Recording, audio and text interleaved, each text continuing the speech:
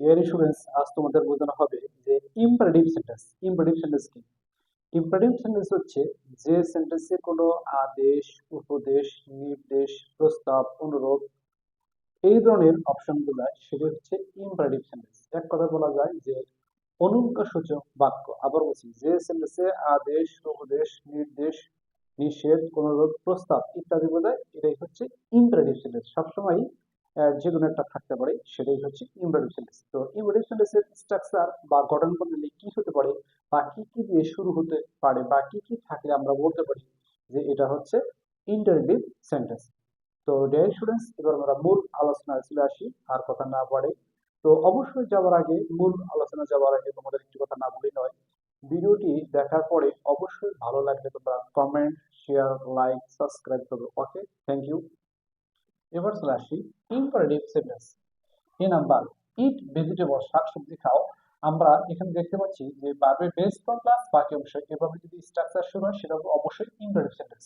এখানে ইট হচ্ছে ভার্বের base form plus root form. Be নাম্বারে, টু ডু ভার্ব দিয়ে শুরু হতে পারে, যেমন ডু নট বা ডন। টু ডু ভার্ব শুধু ডু থাকবে, অন্য কোনো ভার্ব থাকতে পারে না, ডি থাকতে পারে না, ডাস থাকতে পারে না। মাথায় রাখতে হবে ডু নট বা ডন দ্বারা বাক্য শুরু হতে পারে, এবং ভার্বের বেস ফর্ম প্লাস বাকি অংশ থাকতে পারে, নাও থাকতে পারে।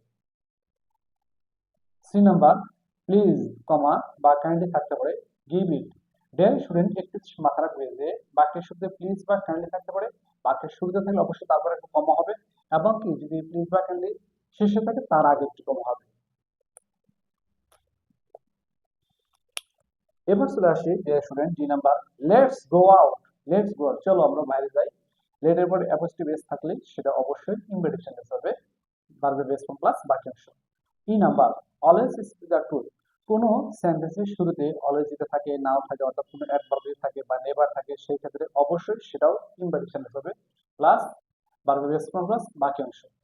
এফ নাম্বার, শুরুতে থাকতে পারে ভার্বের বেস ফর্ম প্লাস একটা পার্সোনাল অবজেক্ট, যেমন হিম বা হার বা দেব বা মি বা আস, এরকম থাকতে পারে, প্লাস বাকি অংশ। ডিয়ার স্টুডেন্ট, এবার চলে আসছি দ্য লাস্ট নাম্বার, যে নাম্বার, লেট যে সে দা টু, তাদেরকে সত্যটা বলতে দাও। শুরুতে থাকতে পারে লেট প্লাস ভার্বের অবশ্যই থাকতে পারে লেট, তারপরে সাবজেক্ট, তারপর ভার্বের বেস ফর্ম প্লাস বাকি অংশ। ডিয়ার স্টুডেন্টস, যদি আমরা এইভাবে সেন্টেন্স শিখি তাহলে ইনশাল্লাহ অনেকটাই উপকৃত হব। আর একটি কথা না বললে নয়, প্রত্যেকটা সেন্টেন্সের শেষে একটা ফুল স্টপ হবে, পাংচুয়েশন গত। অবশ্যই আমাদের মাথা রাখতে হবে যখন আমরা পাংচুয়েশন করব, তো একটি কথা না বলি নয় যে একটি টপিক যখন আমরা শিখবো আরেকটি টপিক আমরা একটু জড়িত করতে পারি, যে সেন্টেন্স যখন আমরা শিখবো অবশ্যই ইম্পারেটিভ সেন্টেন্সের শেষে ফুল স্টপ বসে, এটা আমাদের মাথায় রাখতে হবে। প্রত্যেকটা সেন্টেন্সের শেষে একটা ফুল স্টপ বসবে। তো ভিডিওটি যদি তোমাদের ভালো লেগে থাকে অবশ্যই তোমরা কমেন্ট করবে, শেয়ার করবে, লাইক করবে। Okay, thank you my dear students.